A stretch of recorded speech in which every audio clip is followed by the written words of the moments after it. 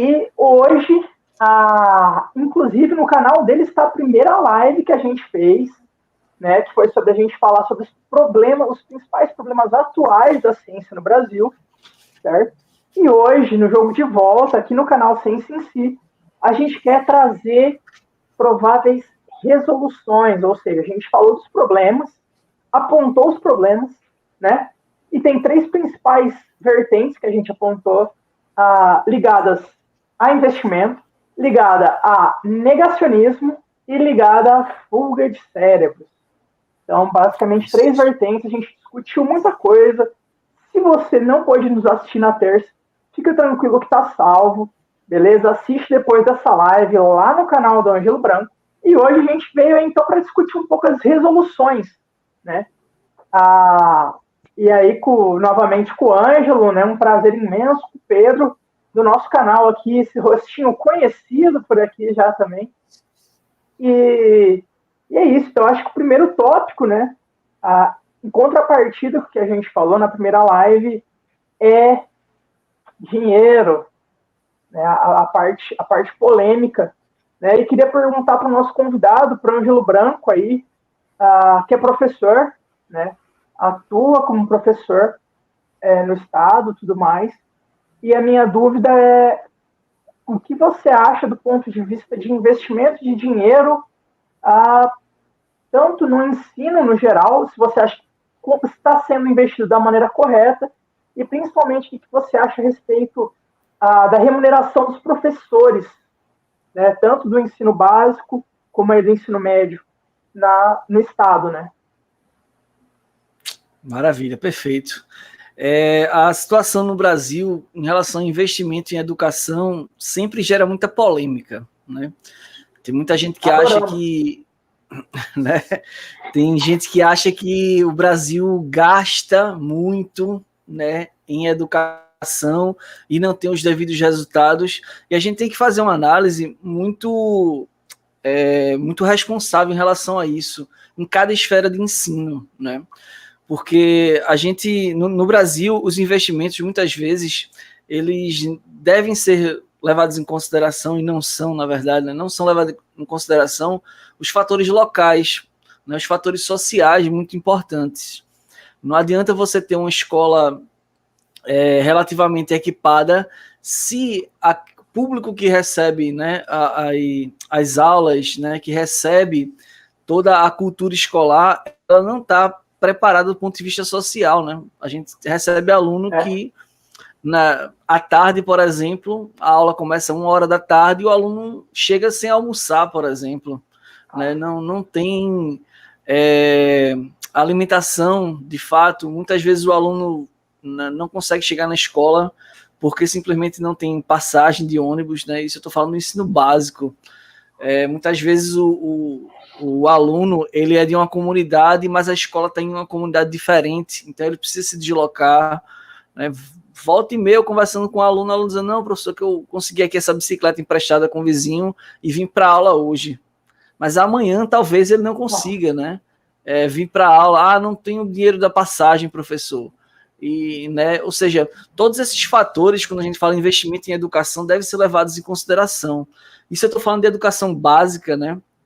Mas na educação superior é a mesma coisa, né? A gente teve um avanço muito grande no ensino superior brasileiro com o processo de descentralização das universidades, principalmente as universidades federais. Ou seja, o aluno, pegando aqui o exemplo de Pernambuco, né? Um estudante que mora no sertão, por exemplo, né, há poucos anos atrás, há 20 anos atrás, por exemplo, ele teria que se mudar para o Recife, arranjar, né, moradia para poder estudar na Universidade Federal, na capital, né, Recife. Hoje, o aluno ele já pode estudar nas universidades, nos polos, né, universitários que você tem no Agreste e no Sertão, né, ou seja, levando, inclusive, o desenvolvimento, né, tecnológico e científico para aquela região. Isso, inclusive, eu achei muito legal. Teve um evento da graduação que eu fui para Pernambuco, em 2013, e foi muito legal que foi um evento nacional do PET, Programa de Educação Tutorial, E, cara, eu achei sensacional que ele foi organizado por duas universidades. Não só pela Federal de Pernambuco, como pela Federal Rural de Pernambuco. E até então, eu não sabia da existência de federais rurais, né? E eu achei, cara, sensacional. Eu achei sensacional mesmo. Pois é, a Universidade Federal Rural e a Federal de Pernambuco, elas são universidades irmãs, né, universidades parceiras. As duas têm sede, né, no Recife, né, relativamente próximas, inclusive, mas todas as duas já têm, né, extensões no interior do estado e pautados também assim, no que é o desenvolvimento local.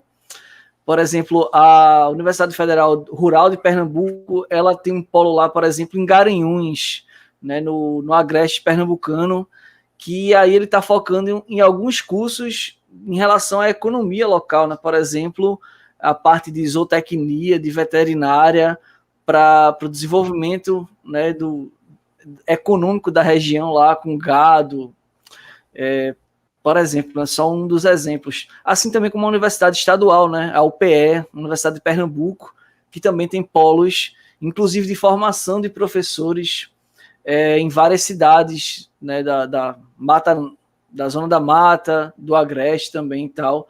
E isso foi assim uma revolução do processo de ensino e aprendizagem e desenvolvimento local, né, no estado que aconteceu. E, ou seja, além também do investimento, né, da disponibilidade de bolsas também para universidades privadas, né? Então a gente tem o crescimento tanto do setor privado do ensino superior quanto das universidades públicas, federais e estadual também, né? Então foi um boom muito forte, muito importante e infelizmente nos últimos anos a gente tem tido cortes violentos em relação a isso, né? Principalmente cara, no que se diz respeito à pesquisa. eu quero até falar, tem um gráfico aqui muito interessante, cara, que fala exatamente sobre o que você comentou, né, a respeito da gente achar que se gasta muito, né? Ah, não, mas o Brasil gasta muito com educação e tudo mais.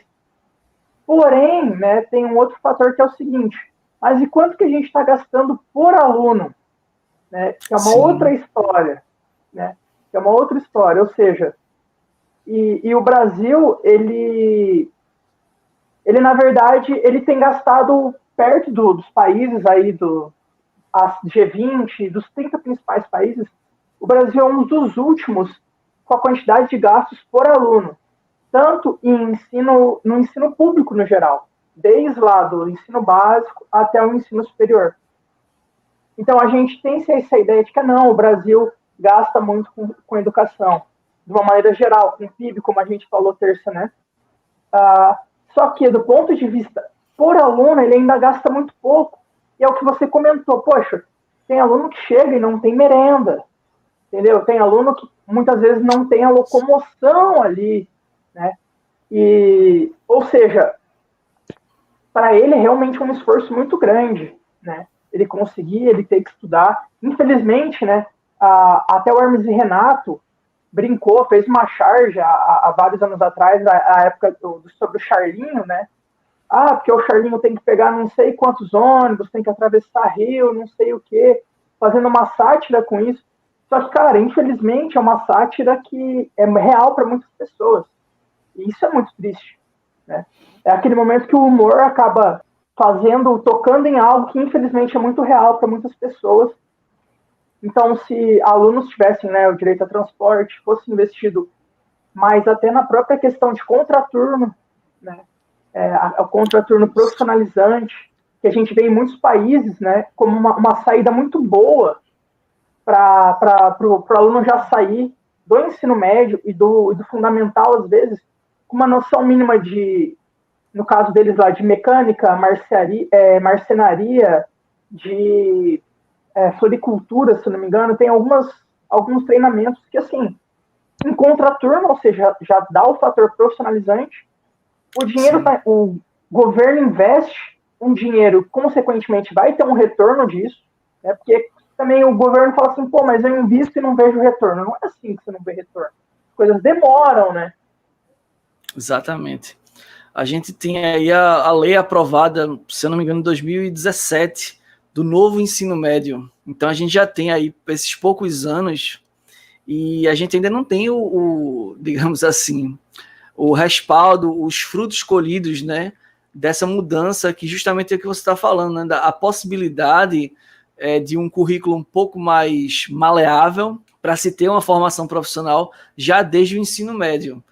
Porém, né, a gente ainda tem uma luta muito grande pelo Plano Nacional de Educação, né, que vai até 2024, né, que foram aí um plano traçado, essa meta traçada para que, eu não vou lembrar aqui agora o percentual, mas que mais de 50% das escolas, né, de todo o Brasil devem ser escolas com educação integral, né, que é justamente uma proposta fundamental justamente para resolver muitos dos problemas de caráter social que nós temos no nosso país como um todo.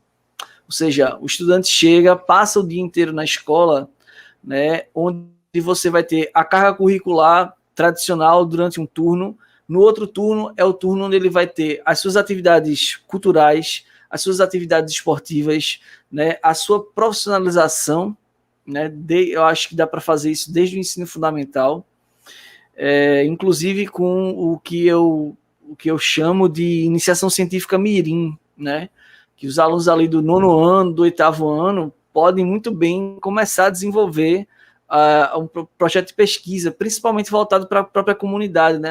Quais são os problemas da comunidade? Vamos juntar aqui, vamos fazer um projeto, vamos começar a realmente fazer a iniciação científica desses alunos, desses estudantes. E dentro da própria escola... muito bacana, né, cara? Que é algo que dá um retorno assim, absurdo. Até porque a partir do momento que o aluno ele também vê a importância de a escola não só naquela coisa obrigatória, aquela obrigatoriedade que muitas vezes é encarada Sim. de maneira negativa pelo aluno, né? Que é aquela obrigatoriedade de tipo, pô, cara, eu quero ir para a escola, mas assim, putz, eu não gosto tanto de português, não gosto tanto de geografia, enfim, de várias matérias. E o contraturno, né, a oportunidade de você ter o período integral, muitas vezes chama o aluno para uma outra vertente da escola e faz com que depois ele abra a cabeça e entenda que a escola é algo maior do que simplesmente as matérias obrigatórias, né? Exatamente. Fora essa questão curricular, né, importantíssima, de formação integral, de fato, né, formar o cidadão de maneira geral, existe o fator também do caráter de acolhimento social, né? Onde justamente na escola é onde a gente teria a possibilidade de integrar os serviços do Estado, ou seja, o aluno ter atendimento, né, especializado, médico, de dentistas, de fonoaudiólogos, né, de psicopedagogos, de psicólogos escolares, de ter toda esse abarque para justamente você ter o objetivo principal, né, da escola, que é construir o conhecimento, né, daquele aluno ser fomentado dentro da visão da cultura, né, geral do país, da ciência de maneira geral,